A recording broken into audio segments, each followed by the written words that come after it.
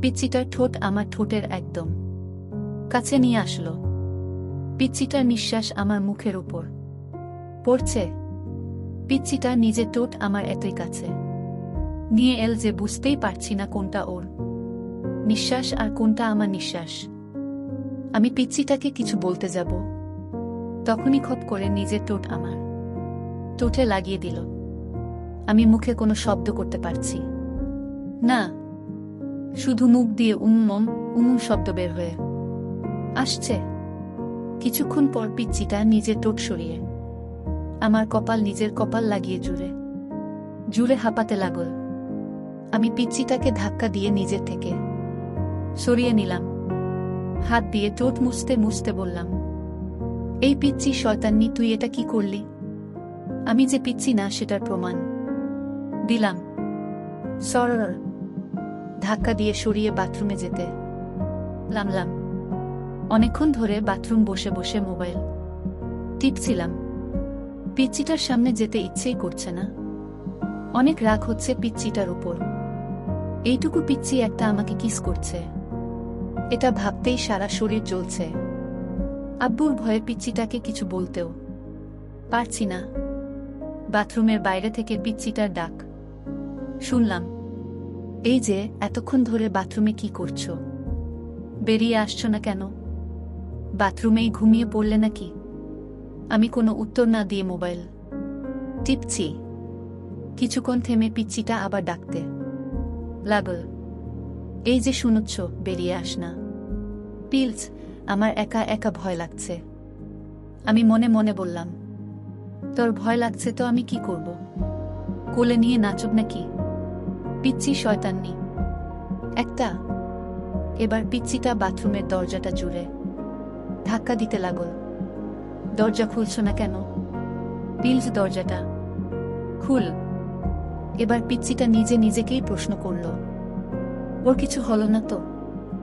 এই কি হল, দরজা খুলছ না কেন? কান্না করে দিল। কান্না করছে আর জুড়ে জুড়ে বাথরুমের দরজাটাকে টেলছে। এবার আমার বেরিয়ে আসা দরকার না হলে। পিচ্চিটার কান্না শুনে আব্বু আম্মু চলে আসবেন। আমি দরজা খুলে বাইরে বেরিয়ে আসলাম। আমাকে দেখেই পিচ্চিটা আমাকে শক্ত করে জড়িয়ে ধরল আর বলতে লাগল, তুমি ঠিক আছো তো? তোমার কিছু হয় নাই তো? এতক্ষণ দরজা আটকিয়ে কি করছিলে? জান আমি কতটা ভয় পেয়ে গেছিলাম। একের পর এক প্রশ্ন করেই যাচ্ছে। আমি পিচ্চিটাকে নিজের থেকে ছাড়িয়ে বললাম, সত্যিই তুই একটা পিচ্চি। বলেই পিচ্চিটাকে পাশ কাটিয়ে বিছানা থেকে একটা বালিশ নিয়ে সোফাতে চলে গেলাম। পিচ্চিটা আমার পিছে পিছেই আসলো। আমি সোফাতে বালিশ রেখে ঘুমাতে যাব, তখনই পিচ্চিটা আমাকে বলল, তুমি সোফাতে ঘুমাবে না, আমার সাথে বিছানাতে ঘুমাবে।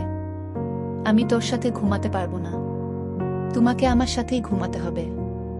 না হলে কিন্তু। না ঘুমালে কি করবি? হ্যাঁ, ওর মুখোমুখি হয়ে কথাটা বললাম। আমার সাথে না ঘুমালে শ্বশুর আব্বাকে ডাক দিব আর বলবো তুমি আমাকে মারছ।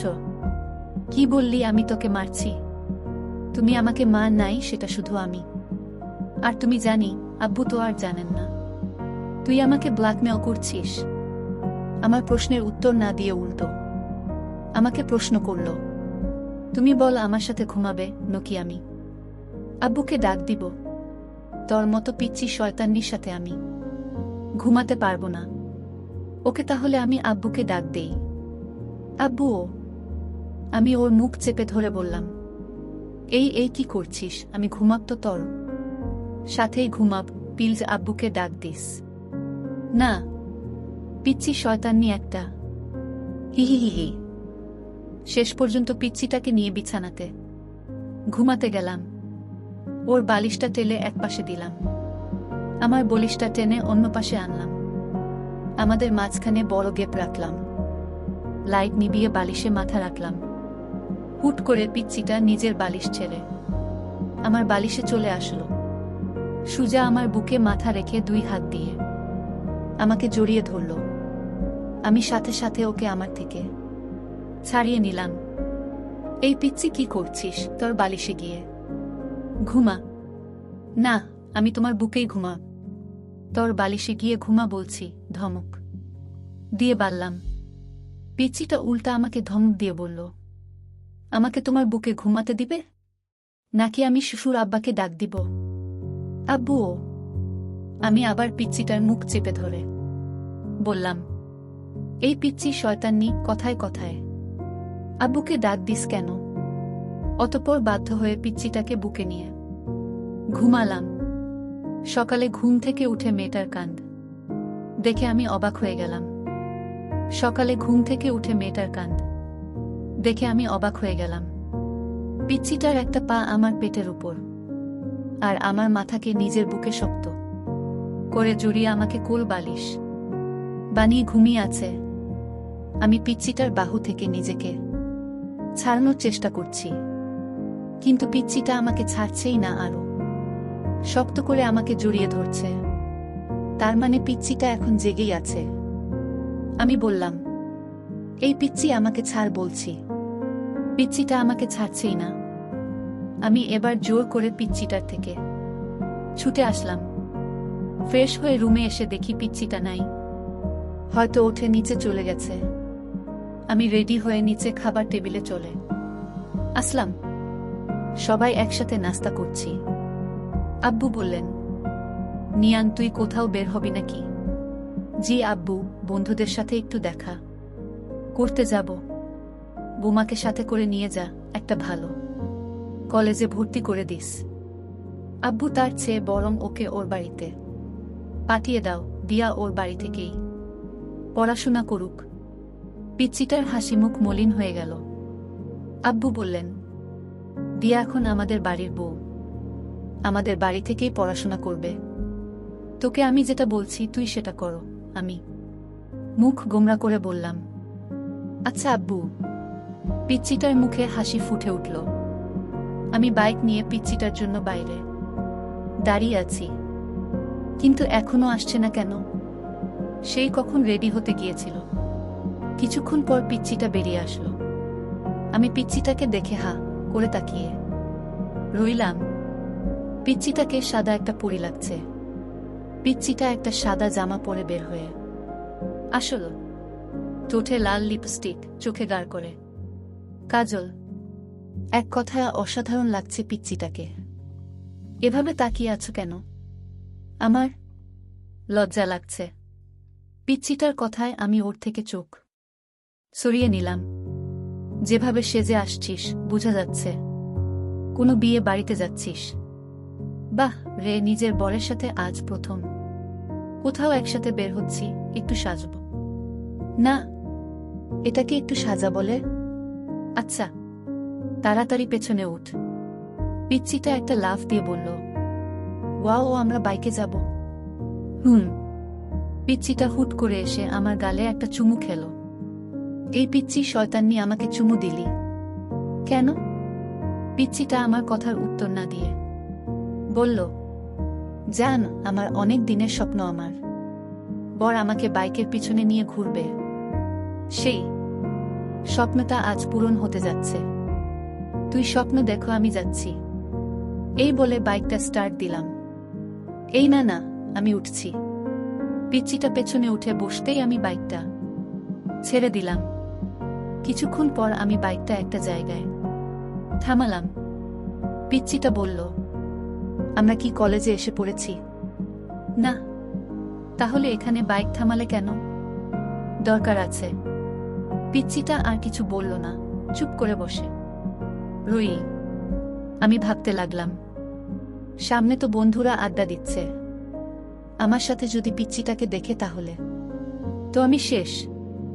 আমি ভাবতে লাগলাম কি করা যায়। হ্যাঁ, বুদ্ধি পেয়েছি।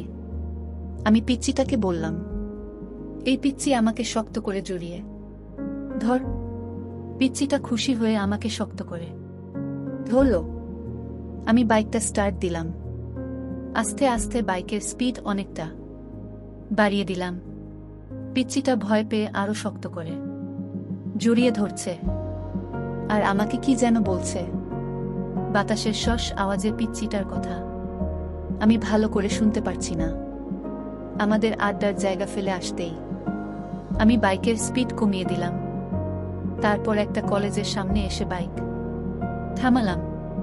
পিচ্চিটা বাইক থেকে নেমে কান্না করে দিল। এ এ, এই পিচ্চি কি হলো, কি কান্না করছিস কেন?